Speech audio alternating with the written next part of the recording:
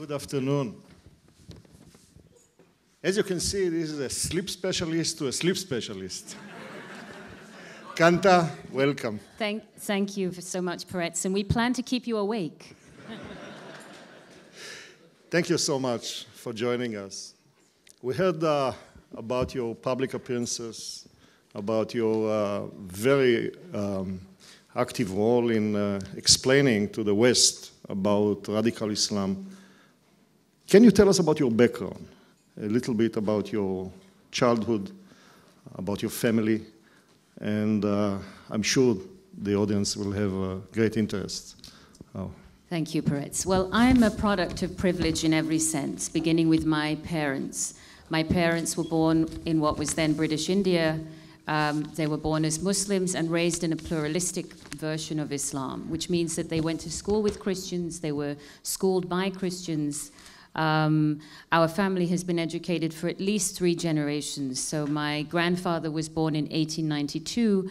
My mother is his youngest daughter, and all of his sons and daughters had degrees in some level of master's or PhD or medicine. So my mother is a medical school graduate from 1963 of Pakistan at a time when many American women were not going to medical school. So the first privilege was a privilege of birth. I think the second privilege was that our family believed very firmly that in order to be a full Muslim, you had to pursue knowledge without any barrier. And that's how I was raised as a daughter. We were of modest means, but my parents made every sacrifice. How many children? We are 3 children. I have 2 brothers who are much younger than me, so I still identify very much as being an only child. They came 12 and 14 years after I. So while I was growing up, I was the focus of my parents' educational priorities, and they sent me to the best school that they could afford, and consequently pushed me very aggressively into medicine. This was my father's ambition.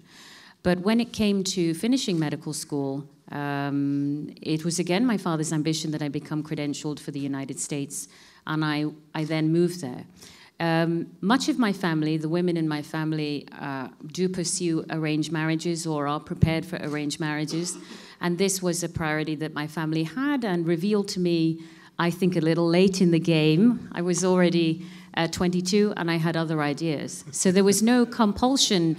There was no compulsion in that, and also no limitation on where I would go if my intellect could take me there.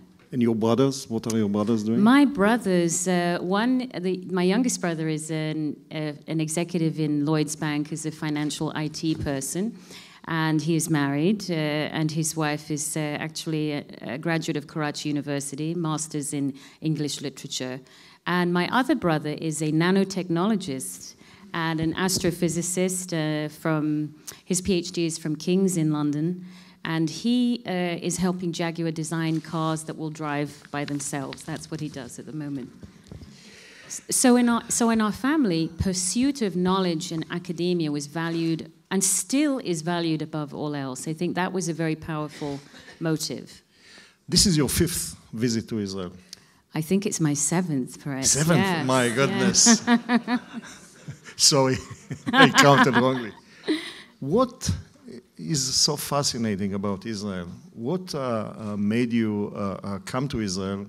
And as we could see from your previous visits, you met students, you met faculty from all religions and all ethnic groups.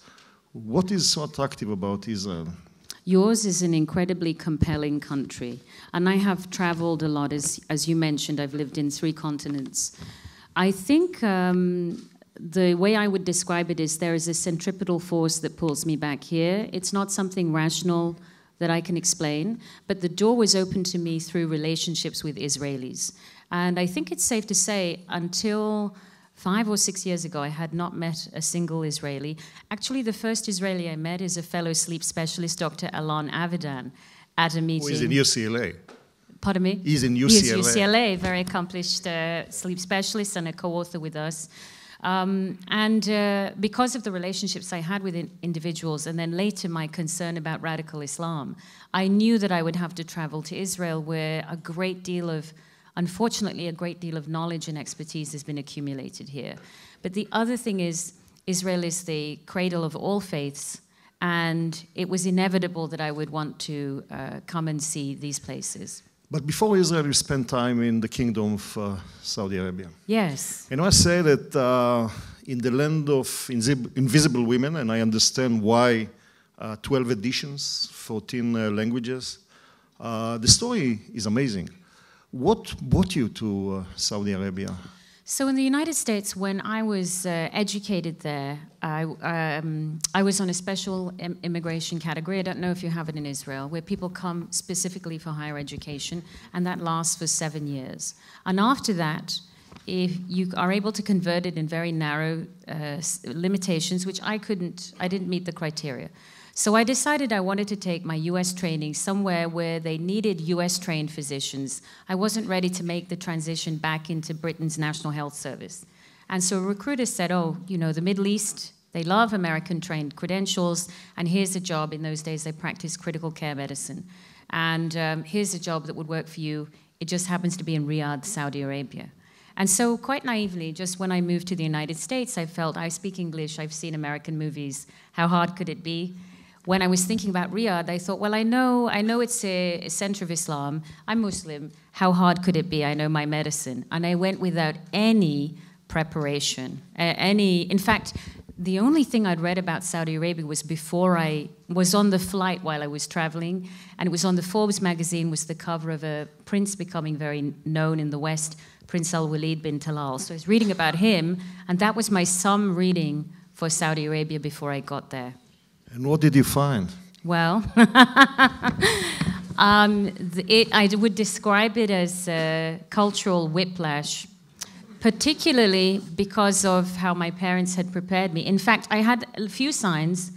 My parents have never put a barrier into where I go, but they were concerned and asked me not to bring any religious items from my home, any copies of the Quran they had given me, any materials, because they were concerned it would not be looked upon nicely by the Saudi authorities because we didn't have Saudi versions of whatever their books would be. So my parents had a sense of anxiety before I did. And as soon as I deplaned, I went to the line full of professional people who looked like other doctors, but of course most were men. And as I stood in the line, there was another line of ladies who were from Malaysia and looked like they were maybe semi-skilled workers or ladies helping households, and very quickly realized gender segregation had begun. Nobody had spoke to me about it. I just immediately peer pressure put me into that line. At passport control, I handed my passport over, and then I didn't receive it back. Very anxious feeling. I saw it handed to another man who was a male, who was the greeter from my employer. Because I was a single woman, I was not with autonomy to handle my passport, and I needed to be under the aegis of a guardian, and that's quite literal and quite limiting. And then I was put in a car and driven to my new apartment in my house, so in my compound. Were you the only female physician in that hospital? So I was not the only one. I was the first one who had ever held the position of consultant in intensive care, and there are very few women were in interventional specialties. In those days, all my other colleagues, however, in that section were male, and I had been the first woman to work in that ICU and the next ICU that we built. So it was startling for my colleagues too. Could you leave the hospital, take a car and drive to Riyadh to do some shopping in a mall? So a good question. So the hospital itself was an extraordinary scale. In those days, it was called King Fahd National Guard Hospital. To give you a sense of its assets, it had its own satellite for the hospital. The National Guard is a military branch that protects only the royal family. So my experience in terms of medicine, it was America on steroids in terms of human resources, equipment, the way our ICU was built. But I could initiate mechanical ventilation on patients, put them on life support, dialyze them, decide that treatment was futile, end treatment with the family's permission, but I could not operate a motor vehicle. So when I'm going outside, if I want to go to a restaurant, if I want to go to a shop, I had ask a driver. I had to wear a veil. You've seen a picture of the one outside. And I was not brought up wearing a veil, so it would be like asking you to wear a veil. I was tripping over it all of the time. It would fall off my head, and religious police would come and tell me to cover. I had to actually leave my vehicle in New York, so a total loss of autonomy. And all the autonomy that I had, driving, earning money, pursuing careers, this was what my parents had given to me through their understanding of Islam. So to be see it taken away in the name of Islam was quite difficult. I have a tough question. I visited Caltech in Pasadena. Yes. And the president of Caltech, Professor Shamu, announced that he's moving to be the president of the leading Saudi university. The King Abdullah University of Science and Technology. Abdullah, yeah. And I remember in 4 eyes I asked him, why are you doing it? And he said, he took me to the faculty club, and he showed me all the pictures of the Nobel laureates on the walls, and he said, I'm not a Nobel laureate, so what impact I'm going to have on Caltech in Saudi, I'll make an impact, I'll do a revolution. Is it possible to do a revolution in such a country from the academia? So this is a great question, and I've actually visited the KAUST campus in Jeddah shortly after it was founded. It's very hard to say. I would say that the physicians that I worked with, they had, many of them had great intellectual appetite. And one of the things that we did together is basic and fundamental publications and developing ability to have citations. Now there is some very good research that comes out of that center. But I feel the feeling in the Gulf is different. There is an intense, when you come to Technion or any meeting, there's an intense climate of competition. I regard it as healthy competition, but ruthless competition. And I don't think you can purchase that. And I don't know that you can acquire that kind of hunger, a hunger for innovation, a hunger for competition. And my feeling when I went to the campus, it's an extraordinary architectural campus. It's set right on the Red Sea. They have marine biology labs that even go underwater. I heard when they founded it, the endowment was $10 billion. Nobody even knows that's billion with a B.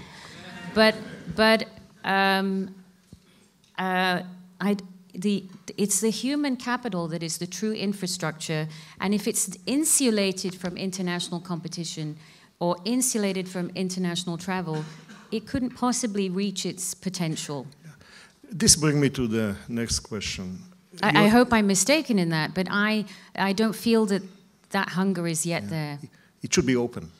Yes. It should be open.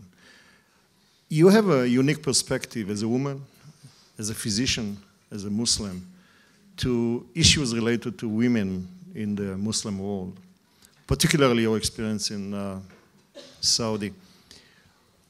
How would you approach the issue of women in the Islam and change the status of women?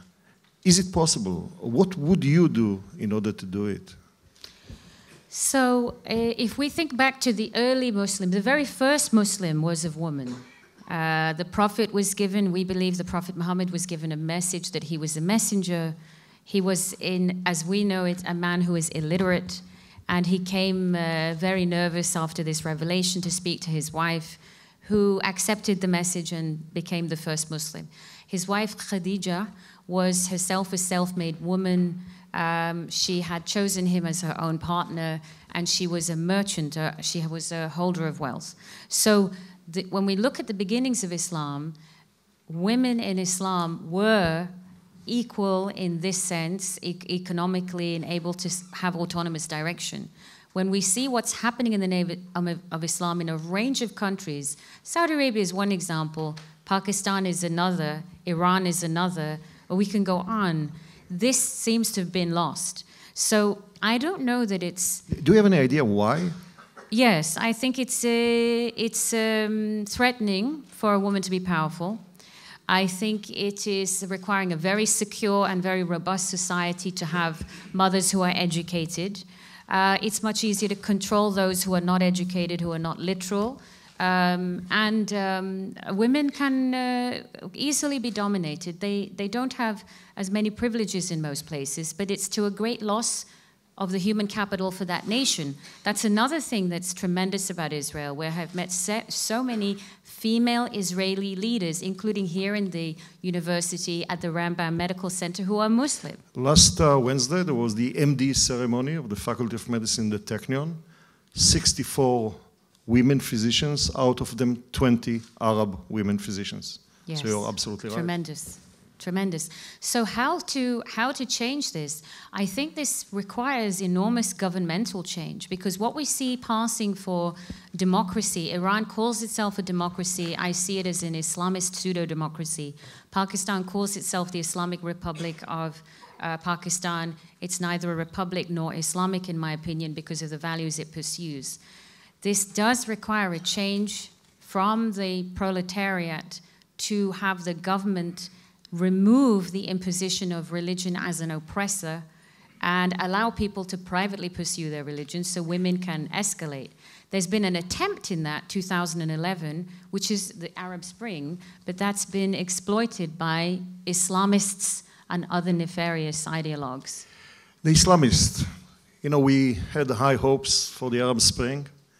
It seems we are in an Arab winter. Just look what happened around us. Syria and Libya and Egypt and Jordan start to shake and Iraq. What is the explanation for the Arab failure of the Arab Spring, in your opinion?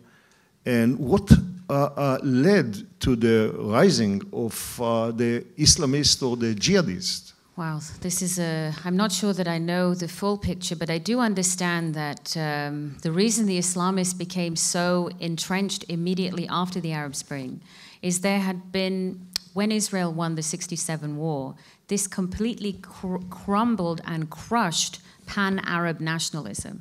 The pan-Arab nationalist movement, which sought to dominate this country and repossess or seize or whatever their goals were, was completely annihilated by one small country, Israel. This caused them, the pan-Arab national movement, to become completely impotent, literally and psychologically. And suddenly, or fundamentalists or militant Islamists now said, well, you see, pan-Arab nationalism doesn't work. The way is the word of God as they see it. And so behind the scenes, despite authoritarian or dictatorships, Islamism was very attractive. And that's not Islam, it's Islamism, a political movement, was very attractive in opposition. Egypt was the best example. As soon as the Tahrir Square scene happened, the Islamists had grassroots support, and the public put their faith in them. And you see that when they're in power, they crumble very quickly. Their Promethean grip is very, very rigid, and the populace bridles. So the forces for Islamism to become strong were autocratic dictatorships. And the reason that they seized during the Arab Spring was opportunism. But now, where we're seeing essentially in Syria, I believe it's an unfolding genocide. People are calling it a civil war. It looks to me like a genocide. In Libya, we have a vacuum. Egypt, Sisi is keeping his grip very strongly. I don't know that there's going to be an equilibrium for maybe decades. Do you think that the Caliphate, the ISIS new state will survive? Is it something which has some support at the grassroots level? You know, a year ago, people were saying Islamic State is neither Islamic nor a state.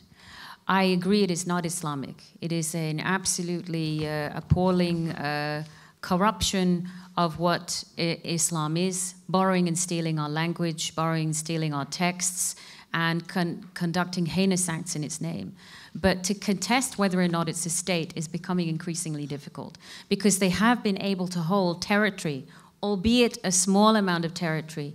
They are able to govern over millions of people in very harsh ways. And from my view, which is in New York, I see just astonishing ambivalence in the Western authorities, foremost the United States. Now, that ambivalence is either we don't want to put more American soldiers into the area. Okay, I understand this. But the cost of inaction in medicine, we say sometimes the first thing is to do nothing. They've used time as a diagnostic tool, and now the situation is deepening. So our decision as Americans not to become involved is enabling ISIS to become more empowered, which threatens Jordan and directly threatens Israel, and as you know, is threatening Saudi Arabia. So this is our inaction in the United States is making this whole region much more unstable. One of the puzzle is the attraction of Westerners, people who grew up in London or New York or Paris or Amsterdam, Australia, who joined this, I would say, fanatics, and immediately adopt their values. This is something which probably maybe in terms of deep personality issues, but do you have any explanation for what attracts these young people to the ISIS movement? So this is a great question. And in fact, it's the same, I would suggest it's the same forces that also attract somebody that might be in the West Bank or somebody that might be in Gaza towards their missions. It's a seduction. It's entire seduction that into a fictional narrative. The Islamist narrative is Islam enjoyed a golden age. They won't be able to tell you anything true about Islamic history, but Islam is now fallen from a golden age and needs to be restored. And the only way it can be restored is through my participation in jihad, and that will bring me closer to my maker and bring my maker pleasure. This is a seduction. I think of it as a three-dimensional video game. And that's why it applies equally to whatever the demographics, a privileged person in Sydney, a woman in Glasgow, Scotland, you may have heard of, her parents were sending her to a £6,000 a term school. She was a fan of Coldplay. She became radicalized online and went to join ISIS. So it's a seduction, it's a fantasy, and I think that's the only thing that draws them. We also, these people are coming from societies where we're all freely mobile. A 16-year-old can obtain some money and fly themselves through to come to these places. So it is a seduction into the Islamist narrative. Coming back to Israel, we are facing a growing campaign of boycotting Israel. This is not new. I think the attempts to boycott Israel started immediately after the state was established in 1948. But we see more and more activities on what is the main concern, at least to me, is on American campuses. When student unions, be it the Afro-American Union or the Hispanic Union, associate Israel, and sometimes even particularly the Technion, with apartheid. You are an apartheid university. And this is of concern because we see students, young students, who are brainwashed almost daily with lies and half-truths about Israel. As one who is being 7 times in Israel and understand where Israel is now, do you have any suggestion how to deal with this kind of events on US campuses? I know exactly what you speak of, and in fact, we became very active together in this last year concerning the debacle in the Lancet. It astonishes me as to what the average thinking is about Israel. So nothing beats visiting the place itself, even if one's mind is closed. And I can only think about my own path. The reason I've had such a diverse background is I was given academic freedom and intellectual exchange from the earliest age.